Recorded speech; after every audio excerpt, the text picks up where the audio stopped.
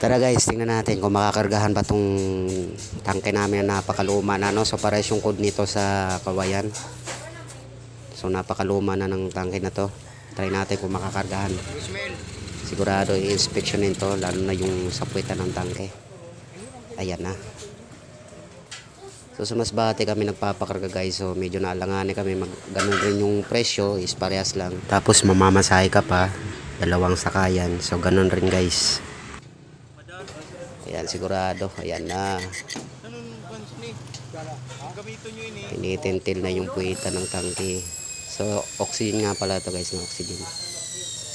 Ayan na. So, sana makakargahan guys.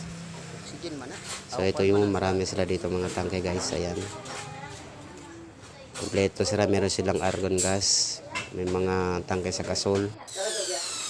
So, yun guys, tagumpay, no? Na-swap na lang yung tangke. Ayan. Sobrang bait ng mga taga-Pricey Gas. So maraming salamat. Ayan. So titingnan kung sakto ba yung karga ng oxygen. So yun guys, may magagamit na kami. Hindi na kami pumunta ng Masbate pa. So napakalayo. Nadaan namin sa mga pakiusap. So mabait naman si Kuya. Ayan na, nag-inuyod na ni Papa. Go, go, go.